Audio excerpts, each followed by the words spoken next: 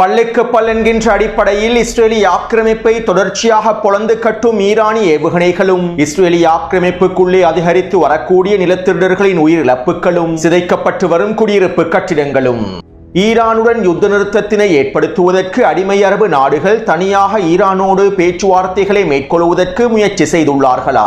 அமெரிக்காவை இணைத்துக் கொள்ளாமல் ஈரானோடு தனியாக பேச்சுவார்த்தைகளை மேற்கொண்டு தாக்குதல்களை நிறுத்துவதற்கான முயற்சிகளை அடிமை அரபு நாடுகள் மேற்கொண்டுள்ளார்களா? மேலும் இவை தொடர்பாக டொனால்ட் ட்ரம்ப் எவ்வாறான மிரட்டல்களை வெளியிட்டுள்ளார்? இதற்கு ஈரானிய இராணுவம் எவ்வாறான பதில்களை வழங்கியுள்ளது?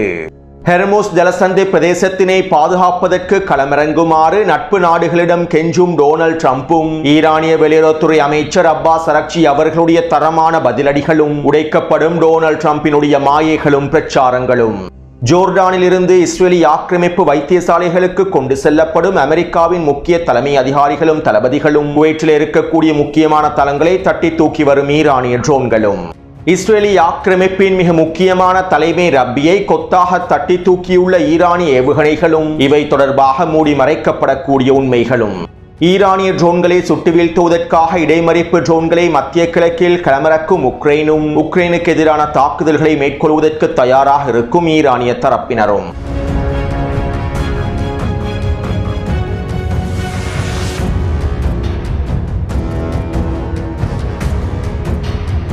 இஸ்ரேலிய ஆக்கிரமிப்பின் முக்கியமான பிரதேசங்களை தளங்களை இலக்கு வைத்து ஈரான் மேற்கொண்டிருக்கக்கூடிய ஏவுகணை தாக்குதல்களில் இஸ்ரேலிய ஆக்கிரமிப்பினுடைய அஷ்கனாசி தலைமை ரப்பியான கல்மான் மேர்பெர் ரப்பி படுகொலை செய்யப்பட்டுள்ளார். பென்குவிரின் வீட்டை இலக்கு வைத்து மேற்கொள்ளப்பட்ட தாக்குதல்களின் போதுதான் குறித்த தலைமை ரப்பி இருக்கக்கூடிய இடத்தை இலக்கு வைத்தும் தாக்குதல்கள் மேற்கொள்ளப்பட்டிருந்ததாகவும் இந்த தாக்குதலின் போது அவர் கொல்லப்பட்டிருப்பதாகவும் தெரிவிக்கப்படுகின்றது. மேலும் இவர் கொல்லப்பட்டிருக்கக்கூடிய விடயங்களை இஸ்ரேலிய ஆக்கிரமிப்பு ஊடகங்கள் வெளிப்படுத்த இவர் தொடர்பான ஒரு தகவல் கூட கடந்த ஒரு வாரமாக வெளிப்படுத்தப்படவில்லை. இருப்பினும் கொல்லப்பட்ட தலைமை ரப்பியின் மாணவர்கள் அவருடைய விக்கிபீடியா தளத்திலே அவர் கொல்லப்பட்டிருப்பதனை அப்டேட் செய்துள்ளார்கள். அது மட்டுமல்லாமல் தலைமை ரப்பியினுடைய நினைவு அஞ்சலி புகைப்படங்களும் சமூக ஊடக வலைத்தளங்களில் பகிரப்பட்டுள்ளன. இதைத் தொடர்ந்து நேற்றைய தினம் குறித்த தலைமை ரப்பி கொல்லப்பட்டிருக்கின்றார் என்கின்ற செய்தியானது பரவ ஆரம்பித்தது. மேலும் இந்த சந்தர்ப்பத்தில் இஸ்ரேலிய ஆக்கிரமிப்பு விக்கிபீடியா தளத்தில் இருக்கக்கூடிய குறித்த தகவல்களை முழுமையாக நீக்கியது. மேலும் தலைமை ரப்பி கொல்லப்பட்டிருப்பதாக குறிப்பிடப்பட்டிருக்கக்கூடிய சமூக ஊடகத்தள பதிவுகளையும் இஸ்ரேலிய ஆக்கிரமிப்பு முழுமையாக நீக்கியது. உச்ச ஊடக தணிக்கைகளுக்கு மத்தியில் தலைமை ரப்பி தொடர்பான அனைத்து விதமான தகவல்களும் நீக்கப்பட்டிருந்தன. மேலும் அஷ்கனாசி தலைமை ரப்பி பாதுகாப்பாக உயிரோடு தான் இருக்கின்றார் என இஸ்ரேலிய ஆக்கிரமிப்பு ஊடகங்கள் அறிவித்திருந்தன. இருப்பினும் அவர் பாதுகாப்பாக இருப்பதற்கான எந்த விதமான ஆதாரங்களையும் இஸ்ரேலிய ஆக்கிரமிப்பு ஊடகங்கள் வெளிப்படுத்தவில்லை. மேலும் களத்தில் இருந்து கிடைக்கப்பெற்றிருக்கக்கூடிய தகவல்களை அடிப்படையாக கொண்டு இஸ்ரேலிய ஆக்கிரமிப்புக்கான தலைமை ரப்பி படுகொலை செய்யப்பட்டுள்ளார் என்பதனை எங்களுக்கு உறுதி செய்து கொள்ள முடியும்.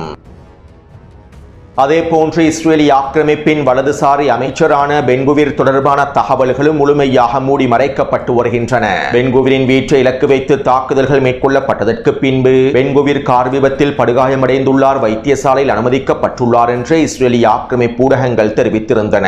மேலும் சில ஆதாரங்களுக்கு அமைவாக பென்குவிர் கவலைக்கிடமான நிலைமையில் இருப்பதாகவும் அவரை காப்பாற்ற முடியாத நிலைமை ஏற்பட்டிருப்பதாகவும் தெரிவிக்கப்படுகின்றது. மேலும் இஸ்ரேலிய ஆக்கிரமிப்பு சமூக ஊடக வலைத்தளங்களில் பென்குவிர் தொடர்பாக வெளியிடப்படக்கூடிய கருத்துக்களையும் இஸ்ரேலிய ஆக்கிரமிப்பு முழுமையாக நீக்கி வருகின்றது. அத்தோடு நெட்டன்யாஹு உயிரோடு இருக்கின்றாரா அல்லது கொல்லப்பட்டு விட்டாரா என தொடர்ச்சியான கேள்விகள் எழுப்பப்பட்டு வருகின்றன.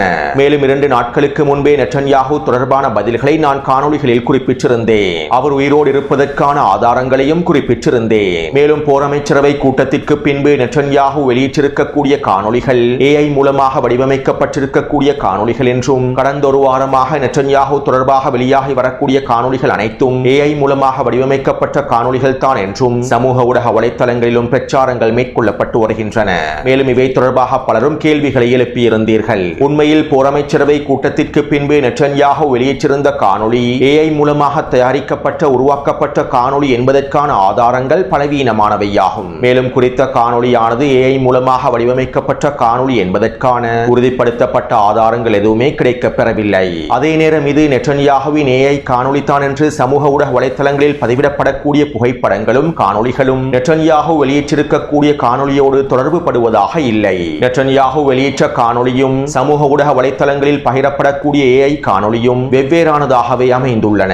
இதனால் இந்த தகவல்களை என்னால் முழுமையாக உறுதிப்படுத்த முடியவில்லை. மேலும் எந்த ஒரு உறுதிப்படுத்தப்படாத தகவல்களையும் நான் என்னுடைய காணொளிகளில் பதிவிட மாட்டேன். அது எந்த செய்தியாக இருந்தாலும் பரவாயில்லை. உறுதிப்படுத்தாத எந்த ஒரு விடயத்தையும் நான் காணொளியில் பதிவிட மாட்டேன். மேலும் அவ்வாறு பதிவிடுவதற்கான எந்தவிதமான தேவையும் எனக்கு இல்லை. எனவே நெட்டன்யாஹு தொடர்பான விடயங்கள் முழுமையாக உறுதிப்படுத்தப்பட்டால் நிச்சயமாக நான் அவை தொடர்பாக காணொளிகளில் பதிவிடுவேன். அடுத்து ஈரானின் ட்ரோன் தாக்குதல்களை சமாளிப்பதற்காக இடைமறிப்பு ட்ரோன்களை உக்ரைன் மத்திய கிழக்கில் களமிறக்கியுள்ளது. ஐக்கிய அரபு அமீரகம் மற்றும் இன்னும் ஏனைய அடிமை அரபு நாடுகளும் உக்ரைனோடு மேற்கொண்டிருக்கக்கூடிய கலந்துரையாடலுக்கு அமைவாக இந்த இடைமறிப்பு ட்ரோன்கள் மத்திய கிழக்கிலே களமிறக்கப்பட்டுள்ளன. அதே போன்று நெட்டன்யாஹுவும் உக்ரைனிய ஜனாதிபதி ஜெலன்ஸ்கியோடு இவை தொடர்பான கலந்துரையாடல்களை மேற்கொண்டுள்ளார். ஈரானிய ட்ரோன் தாக்குதல்களை முறியடிப்பதற்கு உக்ரைனின் இடைமறிப்பு ட்ரோன்களை கொள்வனவு செய்வதற்கான பேச்சுவார்த்தைகள் மேற்கொள்ளப்பட்டுள்ளன. இதற்கமைவாக அடிமை அரபு நாடுகளிலும் இஸ்ரேலி ஆக்கிரமிப்பிலும் 10,000க்கும் அதிகமான ட்ரோன் இடைமறிப்பான்களை உக்ரைன் களமிறக்கப் போவதாக தெரிவிக்கப்படுகின்றது. அத்தோடு இந்த தகவல்களை தொடர்ந்து ஈரானினுடைய மூத்த பாராளுமன்ற உறுப்பினர் இப்ராஹிம் அசீசி அவர்கள் இவ்வாறு தெரிவித்தார். இந்த போரிலே களமிறங்குவதற்கான முயற்சிகளை தோல்வியடைந்த உக்ரைன் மேற்கொள்கின்றது. ஈரானுக்கு எதிரான தாக்குதல்களில் இஸ்ரேலி ஆக்கிரமிப்புக்கு உக்ரைன் நேரடியாக உதவி செய்கின்றது. மேலும் இது ஐநா சாசனத்தின் 51வது பிரிவுக்கு அமைவாக உக்ரைனுக்கு எதிரான தாக்குதல்களை மேற்கொள்வதற்கு எங்களுக்கு சட்டப்பூர்வமான அனுமதியை வழங்குகின்றது. ஈரானுக்கு எதிரான போரில் உக்ரைன் களமிறங்குவது உக்ரைனை ஒரு சட்டப்பூர்வமான இலக்காக மாற்றியுள்ளது. இதனால் நாங்கள் இனிவரக்கூடிய நாட்களில் உக்ரைனுக்கு எதிரான தாக்குதல்களை மேற்கொள்வதற்கும் திட்டமிட்டு வருகின்றோம் என ஈரானினுடைய மூத்த பாராளுமன்ற உறுப்பினர் இப்ராஹிம் அசீசி அவர்கள் தெரிவித்துள்ளார். அடுத்து டொனால்ட் ட்ரம்ப் ஹெர்முஸ் ஜலசந்தி பிரதேசம் தொடர்பாக மணித்தியாலத்திற்கு ஒரு முறை ட்ரூத் சோஷியல் தளத்தில் கருத்துக்களை பதிவிட்டு வருகின்றார். என்ன செய்வதென்று தெரியாமல் ஹெர்முஸ் ஜலசந்தி பிரதேசத்தினை கட்டுப்பாட்டுக்குள் கொண்டு வர முடியாமல் டொனால்ட் ட்ரம்ப் பித்து பிடித்து அலைகின்றார். மேலும் இதன் விளைவாக தற்போது டொனால்ட் ட்ரம்ப் நட்பு நாடுகளிடம் கெஞ்சுவதற்கும் ஆரம்பித்து விட்டார். இதற்கமைவாக நேற்றிரவு டொனால்ட் ட்ரம்ப் ட்ரூத் சோஷியல் தளத்தில் இவ்வாறு பதிவிட்டிருந்தார். ஹெர்முஸ் ஜலசந்தி பிரதேசத்தினை நாங்கள் பாதுகாக்க வேண்டும். ஹெர்முஸ் ஜலசந்தி பிரதேசத்திலே ஈரானின் ஆதிக்கத்தை முடிவுக்கு கொண்டு வர வேண்டும். ஈரான் ஹெர்முஸ் ஜலசந்தியை தொடர்ச்சியாக மூடுவதனால் பாதிக்கப்படக்கூடிய ஏனைய நாடுகள் தற்போது அமெரிக்காவோடு ஒன்றிணைந்து செயற்பட வேண்டும். ஹெர்முஸ் ஜலசந்தியை மீட்டெடுப்பதற்காக பாதிக்கப்படக்கூடிய நாடுகள் அவர்களுடைய போர்க்கப்பல்களை ஹெர்முஸ் ஜலசந்தி பிரதேசத்தை நோக்கி நகர்த்த வேண்டும். மேலும் சீனா, வடகொரியா, ஜப்பான் ஆகிய நாடுகளும் ஹெர்முஸ் ஜலசந்தி பிரதேசத்தினை பாதுகாப்பதற்கு ஈரானுக்கு எதிராக போர்க்கப்பல்களை களமிறக்க வேண்டும். நாங்கள் ஈரானினுடைய இராணுவ திறன்களை 100% அளவில் அளித்துவிட்டோம். இதற்கு பிறகு ஈரானினால் எதுவும் செய்ய முடியாது. அவர்களால் ஒரு சில ட்ரோன்களையும் ஏவுகணைகளையும் மாத்திரமே ஏவ முடியும். ஹெர்முஸ் ஜலசந்தியை பாதுகாப்பதற்கு அனைவரும் களமிறங்க வேண்டும் என டொனால்ட் ட்ரம்ப் கருத்துக்களை வெளியிட்டிருந்தார். உண்மையில் டொனால்ட் ட்ரம்பினுடைய இந்த கருத்துக்கள் அமெரிக்காவினுடைய தோல்வியை உறுதிப்படுத்துகின்றது. ஈரானின் ஹெர்முஸ் ஜலசந்தி என்கின்ற ஆயுதத்தினால் ஒட்டுமொத்த அமெரிக்காவும் மிகப்பெரிய சிக்கலுக்குள் தள்ளப்பட்டுள்ளது என்பது உறுதி செய்யப்பட்டுள்ளது. எண்ணெய் வெளியேற்றத்தினை தடுத்து நிறுத்த முடியாமல் ஏற்பட்டிருக்கக்கூடிய மிகப்பெரிய பொருளாதார நெருக்கடிகளை தடுத்து நிறுத்த முடியாமல் டொனால்ட் ட்ரம்ப் புலம்பி வருகின்றார் என்பதும் உறுதி செய்யப்பட்டுள்ளது. அத்தோடு டொனால்ட் ட்ரம்பினுடைய இந்த கருத்துக்களை தொடர்ந்து ஈரானின் வெளியுறவுத்துறை அமைச்சர் அப்பாஸ் அரக்சி அவர்கள் இவ்வாறு தெரிவித்தார். அமெரிக்காவின் புகழ்பெற்ற பாதுகாப்பு குடையானது தற்போது பிரச்சனைகளை தடுப்பதற்கு பதிலாக ஓட்டைகள் நிறைந்த குடையாக மாறிவிட்டது. தற்போது ஹெர்முஸ் ஜலசந்தி பிரதேசத்தினை பாதுகாப்பதற்காக டொனால்ட் ட்ரம்ப் தன்னுடைய நட்பு நாடுகளிடம் கோரிக்கைகளை முன்வைத்துள்ளார். அமெரிக்கா தற்போது அதனுடைய நட்பு நாடுகளிடமும் சீனாவிடமும் கெஞ்சுகின்றது.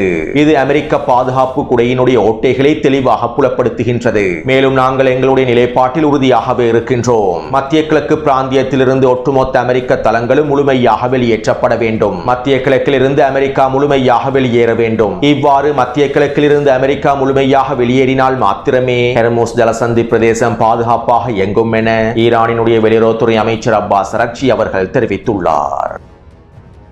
இதைத் தொடர்ந்து ஈரானிய கடற்படை தளபதி எக்ஸ் தளத்தில் இவ்வாறு குறிப்பிட்டார். டொனால்ட் ட்ரம்ப் ஈரானின் கடற்படையை முழுமையாக அழித்து விட்டதாக கூறுகின்றார். ஈரானிய கடற்படையினுடைய திறன்களை 100% அளவில் அழித்து விட்டதாக கூறுகின்றார். பிறகு ஹெர்முஸ் ஜலசந்தி பிரதேசத்தினூடாக எண்ணெய் கப்பல்களை பாதுகாப்பாக அழைத்துச் செல்ல போவதாக கூறுகின்றார். ஆனால் தற்போது ஹெர்முஸ் ஜலசந்தி பிரதேசத்தினை பாதுகாப்பதற்கு நட்பு நாடுகளிடம் கெஞ்சுகின்றார். உங்களுடைய போர்க்கப்பல்களை அனுப்பி வையுங்கள் என்று கெஞ்சுகின்றார். நாங்கள் ஹெர்முஸ் ஜலசந்தி பிரதேசத்தை மூடவில்லை. இல்லை. ஆனால் ஹெர்மோஸ் ஜலசந்தி பிரதேசம் ஈரானியர்களின் கட்டுப்பாட்டில் தான் இருக்கின்றது. மேலும் இந்த கட்டுப்பாடு எப்போது மாற வேண்டும் என்பதனை ஈரானியர்கள் தான் தீர்மானிப்பார்கள். மத்திய கிழக்கிலிருந்து அமெரிக்கா முழுமையாக வெளியேற்றப்பட்டால் இந்த தீர்மானத்தை ஈரானியர்கள் இலகுவாக எடுத்து விடுவார்கள் என ஈரானிய IRGC ராணுவத்தின் கடற்படை தளபதி தெரிவித்துள்ளார். அடுத்து நேற்றிரவு நடைபெற்ற ஊடக சந்திப்பில் இஸ்ரேலி ஆக்கிரமிப்பின் பாதுகாப்பு அமைச்சர் இவ்வாறு தெரிவித்தார். நாங்கள் ஈரானுக்குள்ளே வீரியமான தாக்குதல்களை மேற்கொண்டு வருகின்றோம். ஈரானுக்கு எதிராக நீண்ட போரை மேற்கொள்வதற்கு அனைத்து விதமான வேலை திட்டங்களையும் முன்னெடுத்து வருகின்றோம். மேலும் ஈரானுக்குள்ளே ஆட்சி மாற்றத்தினை ஏற்படுத்துவதற்கான எல்லா தயார்படுத்தல்களையும் மேற்கொள்கின்றோம். தற்போது ஈரானியர்களுடைய கையிலேயே அனைத்தும் இருக்கின்றது. ஈரானியர்கள் அவசரமாக வீதிகளில் களமிறங்கி போராட்டங்களை மேற்கொள்ள வேண்டும். ஈரானினுடைய கொடுங்கோல் பயங்கரவாத அரசாங்கத்தை வீழ்த்துவதற்கு ஈரானிய மக்கள் முழுமையாக களமிறங்க வேண்டும். ஈரானிய அரசாங்கத்தை வீழ்த்துவது ஈரானிய மக்களின் கைகளில் தான் இருக்கின்றது என்பதனை அவர்கள் தெளிவாக புரிந்து கொள்ள வேண்டும் என இஸ்ரேலி ஆக்கிரமிப்பின் பாதுகாப்பு அமைச்சர் தெரிவித்துள்ளார். அதாவது ஈரானுக்குள் எவ்வளவு வான்வழி தாக்குதல்களை மேற்கொண்டாலும் ஈரான் இஸ்லாமிய குடியரசை வீழ்த்த முடியாது என்பதனை இஸ்ரேலி ஆக்கிரமிப்பை ஒப்புக்கொண்டு விட்டது. அடுத்து அடிமை அரபு நாடுகள் ஈரானோடு நேரடியாக பேச்சுவார்த்தைகளை மேற்கொள்வதற்கு முயற்சிகளை மேற்கொண்டுள்ளார்கள். எங்களுடைய நாடுகளில் இருக்கக்கூடிய அமெரிக்க தளங்களுக்கு எதிராக ஈரான் தொடர்ச்சியாக தாக்குதல்களை மேற்கொள்கின்றது. எங்களுடைய சக்தி மூலங்கள் இலக்கு வைக்கப்படுகின்றன. இதனால் கடந்த 2 வாரங்களாக எங்களுடைய பொருளாதாரம் முடக்கப்பட்டு விட்டது. இந்த நிலைமை நீடிக்குமாக இருந்தால் ஒட்டுமொத்த மத்திய கிழக்கும் மிகப்பெரிய பொருளாதார நெருக்கடியை சந்திக்க வேண்டி ஏற்படும். எங்களுடைய நாடுகள் பாதுகாப்பற்ற நாடுகளாக மாறிவிடும். எனவே இந்த நிலைமை நீடிக்காமல் இருப்பதற்கு நாங்கள் ஈரானோடு நேரடியான பேச்சுவார்த்தைகளை மேற்கொள்ள வேண்டும். இதற்கு மேலும் அமெரிக்கா மீது நம்பிக்கை வைத்து இந்த போர் முடிவடையும் என்று எங்களால் காத்திருக்க முடியாது. இதனால் தற்போதைய சூழ்நிலையில் எங்களுடைய நாடுகளில் இருக்கக்கூடிய அமெரிக்க ராணுவ தளங்களை தற்காலிகமாகவாவது மூடுவதாக பேச்சுவார்த்தைகளை மேற்கொண்டு ஈரானின் தாக்குதல்களை தடுத்து நிறுத்துவதற்கு அடிமை அரபு நாடுகள் முயற்சிகளை மேற்கொண்டுள்ளார்கள். இருப்பினும் இந்த சந்தர்ப்பத்திலே டொனால்ட் ட்ரம்ப் நேரடியாக தலையிட்டு அவருடைய அடிமை அரபுகளுக்கு மிரட்டல்களை வெளியிட்டுள்ளார். மத்திய கிழக்கில் இருக்கக்கூடிய எங்களுடைய நட்பு நாடுகள் ஈரானோடு எந்த விதமான நேரடியான பேச்சுவார்த்தைகளையும் மேற்கொள்ளக்கூடாது. இதனை நாங்கள் ஒரு பொழுதும் அனுமதிக்கப் போவதில்லை. மேலும் அவ்வாறு நேரடியான பேச்சுவார்த்தைகள் மேற்கொள்ளப்படுவதனை நாங்கள் விரும்பவில்லை. அவ்வாறு மேற்கொள்ளப்பட்டால் நட்பு நாடுகளோடு மேற்கொள்ளப்பட்டிருக்கக்கூடிய ஒப்பந்தங்களுக்கு மிகப்பெரிய பாதிப்புகள் ஏற்பட்டுவிடும் என்றும் டொனால்ட் ட்ரம்பும் டொனால்ட் ட்ரம்பினுடைய நிர்வாகமும் அவர்களுடைய அடிமைகளான அரபு அடிமைகளுக்கு உச்சழுத்தங்களையும் மிரட்டல்களையும் வழங்கியுள்ளார்கள். இதைத் தொடர்ந்து அரபு அடிமைகள் ஈரானுடனான நேரடியான பேச்சுவார்த்தைகளில் இருந்து பின்வாங்கி இருப்பதாகவும் தகவல்கள் வெளியாகியுள்ளன. அத்தோடு இந்த சம்பவங்களை தொடர்ந்து ஈரானிய ஆயுதப்படைகளின் ஊடக பேச்சாளர் ஜெனரல் ஷெக்கராச்சி அவர்கள் இவ்வாறு தெரிவித்தார். முஸ்லிம் நாடுகளின் தலைவர்களே, நீங்கள் ஈரான் இஸ்லாமிய குடியரசையும் அதன் முஸ்லிம் மக்களையும் நம்ப வேண்டும். நீங்கள் இன்னும் அமெரிக்கா மற்றும் ஜியோனிஸ்ட் ஆக்கிரமிப்பாளர்களை நம்புகின்றீர்களா? அவர்கள் ஒட்டுமொத்த முஸ்லிம் சமூகத்தையும் இஸ்லாத்தையும் அழிப்பதற்காகத்தான் அனைத்தையும் செய்கின்றார்கள். உங்களையும் அதற்காகத்தான் பயன்படுத்திக் கொள்கின்றார்கள். இதற்கு பின்னும் நீங்கள் ஈரான் இஸ்லாமிய குடியரசை நம்பாமல் இருப்பது உங்களுடைய எதிர்காலத்தை மேலும் பலவீனமாக்கும். இது இஸ்லாமிய உலகின் ஒற்றுமைக்கான நேரமாகும். அமெரிக்காவினுடைய ஆயுத சக்தியையும் இராணுவ திறன்களையும் நீங்கள் நம்ப வேண்டாம். ஏனென்றால் அவர்கள் பலவீனமானவர்கள். அமெரிக்காவினுடைய இராணுவ சக்தி மிகவும் பலவீனமானது. அவர்களால் அவர்களுடைய இராணுவத்தை கூட பாதுகாக்க முடியாது.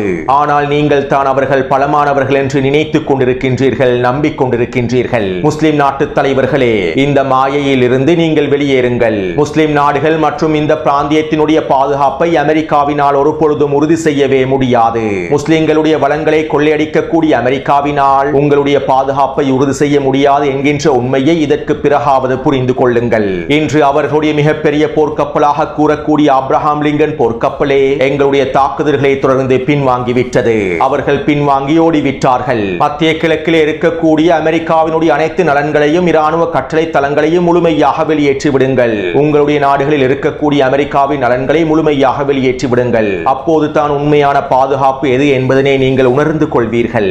இல்லாவிட்டால் நாங்கள் மத்திய கிழக்கு பிராந்தியத்திலிருந்து அமெரிக்காவினுடைய நலன்களை முழுமையாக வெளியேற்றுவோம். மத்திய கிழக்கிலிருந்து அமெரிக்கா முழுமையாக வெளியேற்றப்பட்டால் மாத்திரம்தான் மத்திய கிழக்கு பாதுகாப்பான பிரதேசமாக இருக்கும். மேலும் மத்திய கிழக்கில் இருக்கக்கூடிய முஸ்லிம்களும் பாதுகாப்பாக இருப்பார்கள் என ஈரானிய ஆயுதப்படைகளின் ஊடக பேச்சாளர் தெரிவித்துள்ளார். ஆனால் இதனை அடிமை அரபு நாட்டு தலைவர்கள் ஏற்றுக்கொள்வார்களா என்பது மிகப்பெரிய கேள்விக்குறியே.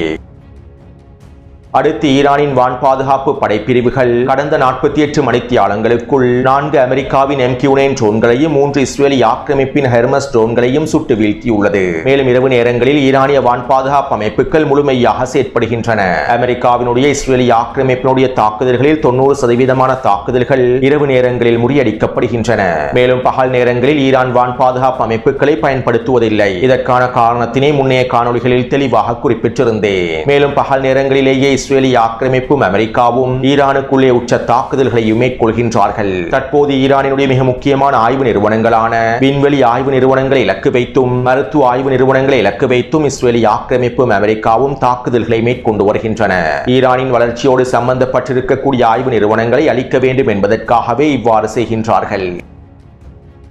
அடுத்து அடிமை அரபு நாடுகளில் இருக்கக்கூடிய அமெரிக்க நலன்களுக்கு எதிரான தாக்குதல்களை ஈரான் தொடர்ச்சியாக மேற்கொண்டு வருகின்றது. இதற்கமைவாக குவைற்றிலே இருக்கக்கூடிய விமான நிலையத்தை இலக்கு வைத்து 5 ட்ரோன் தாக்குதல்கள் மேற்கொள்ளப்பட்டிருந்தன. குறித்த விமான நிலையத்தில் இருக்கக்கூடிய ராடர் தளத்தை இலக்கு வைத்து இந்த தாக்குதல் மேற்கொள்ளப்பட்டிருந்தது. குறித்த ராடர் தளமானது அமெரிக்காவினால் பயன்படுத்தப்படக்கூடிய ராடர் தளமாகும். இதனாலேயே தற்போது இந்த தளம் தரைமட்டமாக்கப்பட்டுள்ளது. அதே போன்று சவுதி அரேபியா, கத்தார் மற்றும் பஹ்ரைனிலே இருக்கக்கூடிய அமெரிக்க நலன்களுக்கு எதிராக கடந்த 12 மணித்தியாலங்களுக்குள் 30க்கும் அதிகமான ட்ரோன் மற்றும் ஏவுகணை தாக்குதல்கள் மேற்கொள்ளப்பட்டுள்ளன.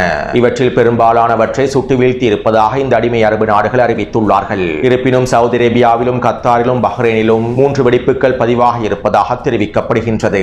அடுத்து இஸ்ரேலி ஆக்கிரமிப்பை இலக்கு வைத்து ஈரான் தொடர்ச்சியான தாக்குதல்களை மேற்கொண்டு வருகின்றது. இதற்கமைவாக நள்ளிரவு வேளையில் டெல் அவீவ் பிரதேசத்தை இலக்கு வைத்தும் அதற்கு அருகாமையில் இருக்கக்கூடிய முக்கியமான குடியிருப்பு கட்டிடங்கள் இலக்கு வைத்தும் கிளஸ்டர் ஏவுகணை தாக்குதல்கள் மேற்கொள்ளப்பட்டிருந்தன. இந்த தாக்குதலிலே குறித்த பிரதேசத்தில் மிகப்பெரிய தீப்பரவலும் ஏற்பட்டிருந்தது. இவை தொடர்பான காணொளிகளை டெலிகிராம் சேனலில் பதிவிட்டுள்ளேன். அத்தோடு இந்த தாக்குதலிலே 20க்கும் அதிகமான நிலத்தடியர்கள் படுகாயமடைந்திருப்பதாகவும் குறைந்தது 10 பேராவது கொல்லப்பட்டிருக்கலாம் என்றும் இஸ்ரேலி ஆக்கிரமிப்பு ஊடகங்கள் தெரிவிக்கின்றன. அத்தோடு இந்த தாக்குதல்களை தொடர்ந்து ஹைஃபாவின் தெற்கு பிரதேசத்தை இலக்கு வைத்தும் பென்குரியன் விமான நிலையத்தினை இலக்கு வைத்தும் ஈரான் ஏவுகணை தாக்குதல்களை மேற்கொண்டிருந்தது. மேலும் தற்போதும் இஸ்ரேலி ஆக்கிரமிப்பை இலக்கு வைத்து தொடர்ச்சியான தாக்குதல்கள் மேற்கொள்ளப்பட்டு வருகின்றன.